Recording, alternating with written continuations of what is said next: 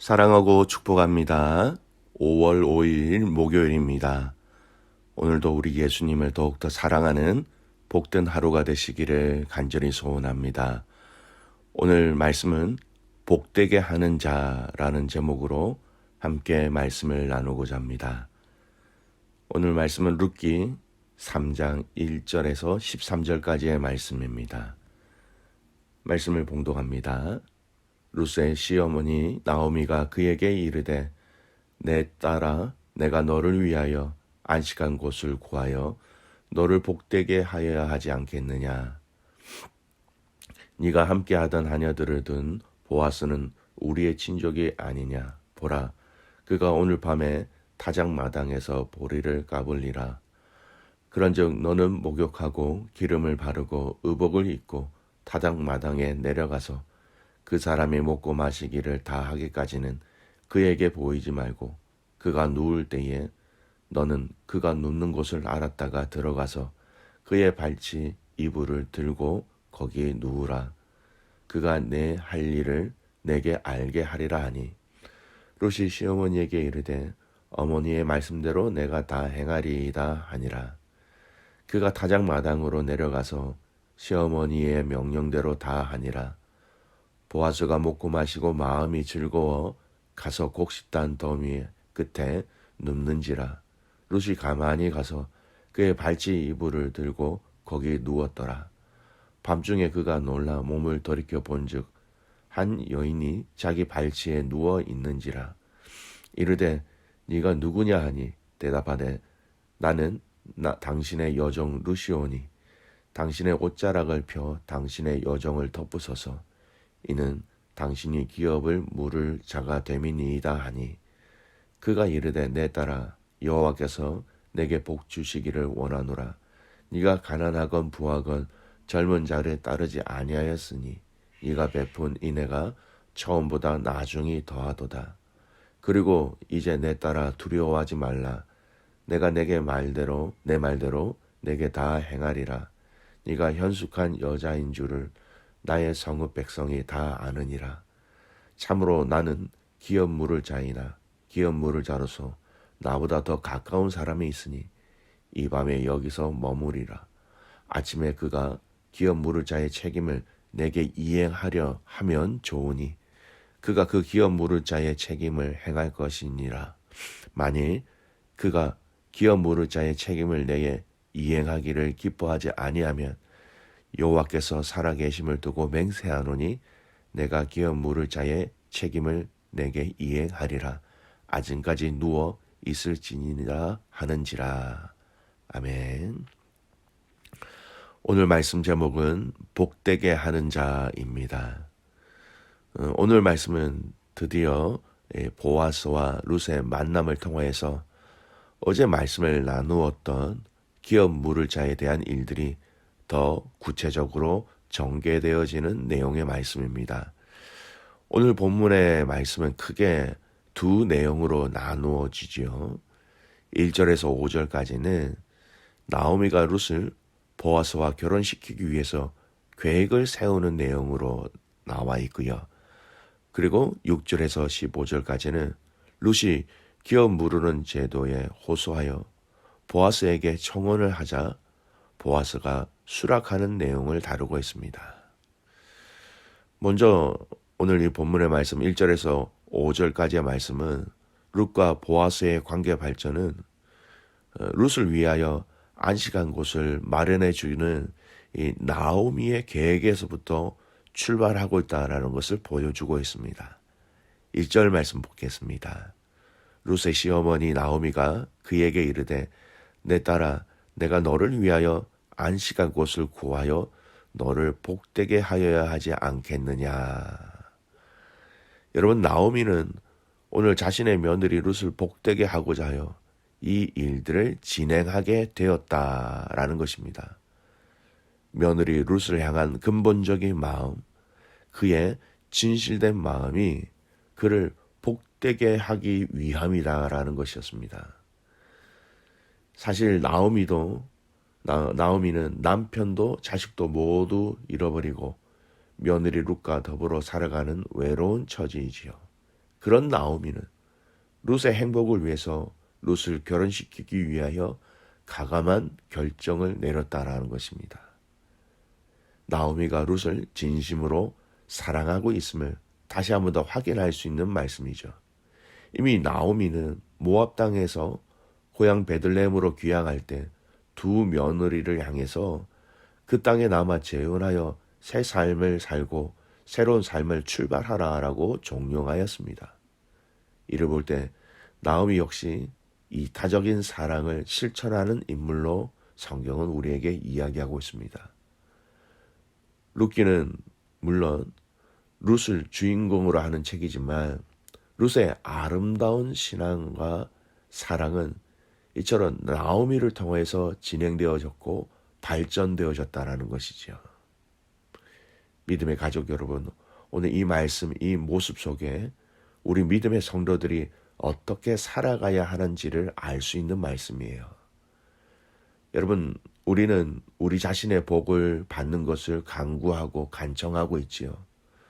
주님, 나에게 또 우리에게 복을 주십시오. 마땅히 하나님께 간구해야 될 간구와 또 기도의 내용입니다.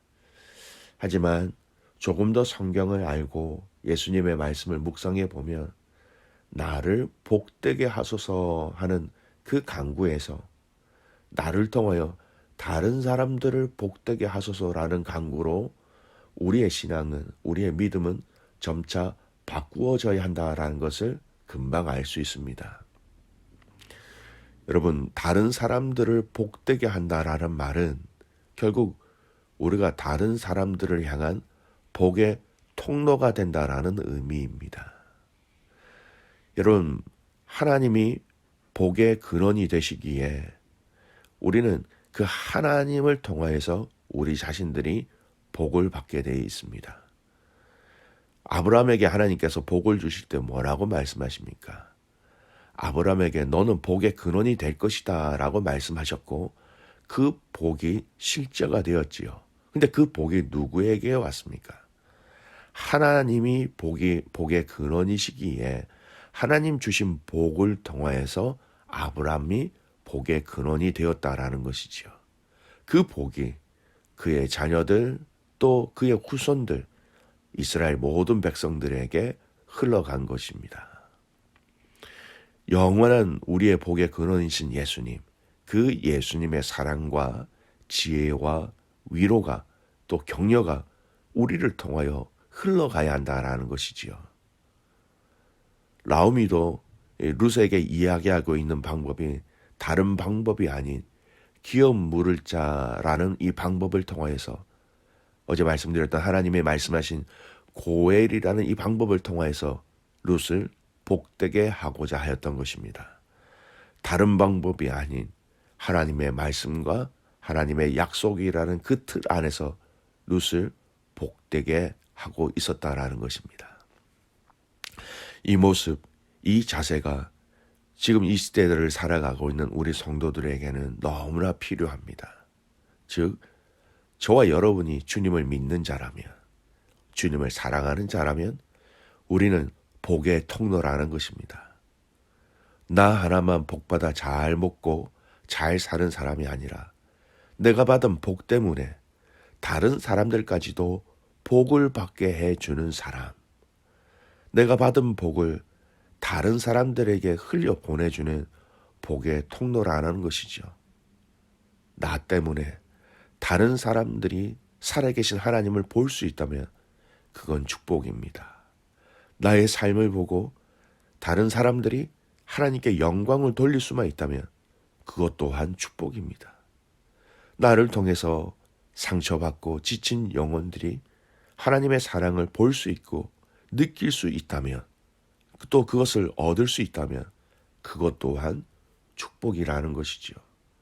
나로 인하여서 한 영혼이 구원을 받아 하나님의 자녀가 된다면 그것 또한 우리에게 허락하신 엄청난 축복이라는 것입니다.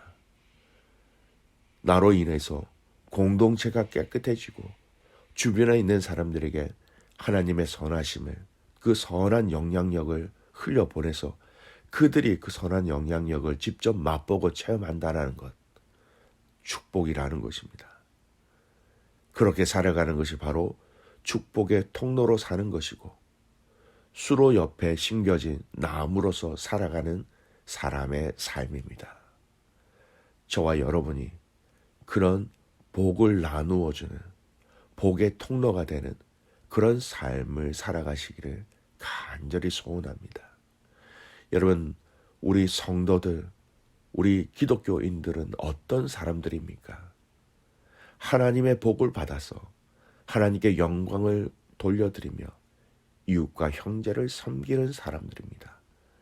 내가 가지고 있는 복음의 귀한 소식을 남에게 알려서 그도 복을 받고 그의 영혼이 잘 되고 나도 잘 되게 하기를 소망하는 사람이 그리스도인이다라는 것이지요.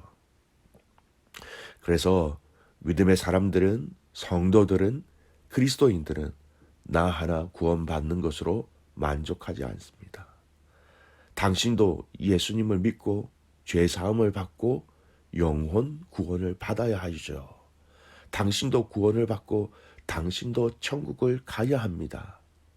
이것이 바로 그리스도인이 나누어져야 할 복의 핵심이고 복의 관점인 것입니다. 복을 받아서 이웃을 위하여, 그리스도를 위하여 봉사하고 헌신하는 삶이 바로 성도의 삶이라는 것이죠. 성경은 한마디로 복에 대해 이야기하는 성경입니다. 하나님은 우리에게 복을 주시는 분이요, 우리는 그 복을 받아서 누리는 존재입니다. 그리고 그것을 우리만 누리는 것이 아니라 그 복을 나누어 주는 사람들이라는 것이죠. 여러분, 신구약 성경을 합쳐서 복이라는 단어가 671번이나 소개되고 있습니다. 축복이라는 단어는 127번이에요. 합하면 798번, 약 800번이나 성경은 복에 대해서 소개하고 있습니다. 이 말씀은요, 그만큼 하나님은 사랑하는 당신의 자녀들, 사랑하는 당신의 성도들, 그들을 향하여서 복을 주시는 것을 좋아하시는 분입니다. 하나님은 복 주시기를 기뻐하시는 분이심을 여러분 믿으시기 바랍니다. 그 복을 주시는, 그것을 기뻐하시는 그 하나님 앞에 우리가 그 복을 받는다. 그리고 그것을 우리 또한 기쁨으로 복을 나누어 주는 것이 저와 여러분의 인생의 삶이라는 것입니다. 저와 여러분이 이 복의 의미를 깊이 깨닫고 이미 주신 복에 대해서는 감사하는 성도가 되었으면 좋겠습니다. 그리고 주신 복을 잘 관리하고 보존할 수 있는 그런 성숙함도 우리에게 있어야 하고요. 그리고 새로운 은혜와 새로운 복을 구하는 성도가 되어야 합니다. 여러분, 이 땅에서 세상 사람들이 복이라고 이야기하는 그 복을 예수님이 뭐라고 말씀하셨습니까? 그런 복들, 너희들에게 있어야 할 것들 내가 다 알고 있다라고 이야기하셨지요. 사랑하는 귀한 믿음의 가족 여러분, 오늘 이 하루가 한 번만이라도 나를 통해 다른 이가 기쁨을 얻도록 축복의 도구가 되어 보시는 것은 어떻습니까?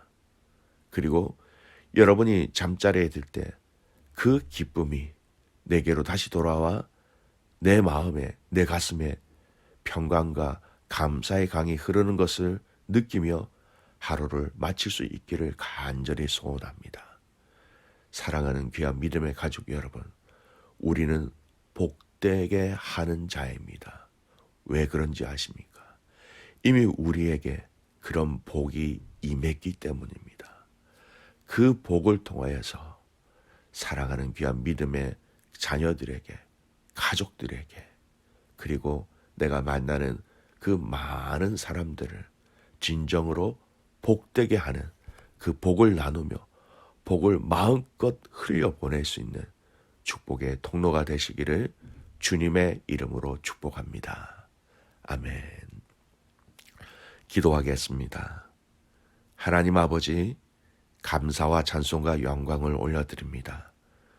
우리를 복되게 하시는 주님, 이미 복되게 하셨고 그 복을 날마다 우리가 누릴 수 있도록 은혜를 더하여 주시고 또 새로운 은혜와 새로운 복을 구할 때마다 흔들어 차고 넘치도록 채워주시는 하나님에 대해서 오늘 말씀을 통하여 상고하였습니다. 하나님, 내게 주신 복이 무엇인지 깨닫게 하옵소서. 내가 지금 누리고 있는 복이 무엇인지 알게 하옵소서. 이미 받은 복이 있는데 누리지 못하는 경우가 없도록 날마다 깨어 이 복의 깊이와 의미와 기쁨을 맛보게 하옵소서. 예수 그리스도로 인하여서 주신 이 복을 하나님 사랑하는 귀한 많은 사람들에게 흘려보낼 수 있도록 우리 모든 성도들을 복되게 하는 자로 세워 주시옵소서. 복되게 함으로 그 예수 그리스도의 축복을 함께 먹고 마실 수 있도록 오늘 이 하루 한 영혼들에게 또는 누구에게든지 이 기쁨을 함께 얻을 수 있도록 복의 도구로 사용하여 주시옵소서. 그렇게 가실 주님을 신뢰하며 살아서 역사하시는 예수 그리스도의 이름으로 감사하며 기도드리옵나이다. 아멘.